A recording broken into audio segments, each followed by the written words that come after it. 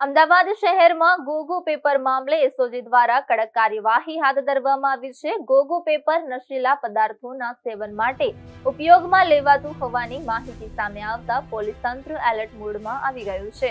આ સંદર્ભે એસઓજીની ટીમે શહેરના વિવિધ વિસ્તારોમાં આવેલા પાન પાર્લરો અને અચાનક તપાસ શરૂ કરી હતી।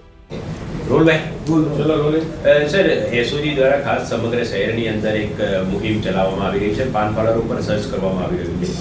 કઈ બાબતોને લઈને સર્ચ કરવામાં આવે છે, મુખ્યત્વે ઉદ્દેશ શું છે અને ક્યાં સુધી આ ડ્રાઈવ ચાલશે? ડીસીપી શ્રી એસઓજી રાહુલ ત્રિપાઠી સાહેબની સૂચનાથી અમારી એસઓજીના 4 સ્કોડના અધિકારીઓ અને માણસોને એ સૂચના આપવામાં આવેલ છે કે અમદાવાદ શહેરમાં જ્યાં ગોગો પેપર જે વેચાતા હોય છે ત્યાં આગળ સર્ચ કરવું અને એ ગોગો પેપર સિવાયના કોઈનો મટીરિયલ મળી આવે તો કાયદેસરની કાર્યવાહી કરવી। આ બેઝ ઉપર ગઈકાલે નરોડા અમારી ટીમ એક ગયેલી અને એમાં ગોગો પેપરના આડેઠળ ગાંજો પણ મળી આવેલ।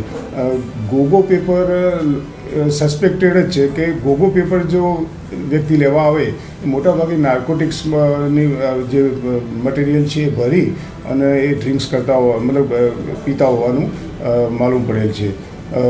ગોગો પેપરમાં એવી છે કે એનો તમાકુ કે જે ગાંજો છે ભરી અને સિગરેટ ટાઈપ બનાવી અને એનો લોકો ઉપયોગ કરતા હોય છે। આનો હેતુ એ છે કે સમગ્ર અમદાવાદ શહેરમાં દરેક પાન અને ગલ્લા કે દુકાનો જે છે એને સર્ચ કરી અને લોકોમાં એક અવેરનેસ આવે કે ભાઈ આ ગોગો પેપર છે એ જે વેચતા હોય ત્યાં આગળ ડ્રગ્સ પણ વેચતા હોવાની એક માહિતી છે અને એક પરમિનન્ટ અમુક ગ્રાહકો બાંધેલા હોય એ લોકો આવીને લઈ જતા હોય છે।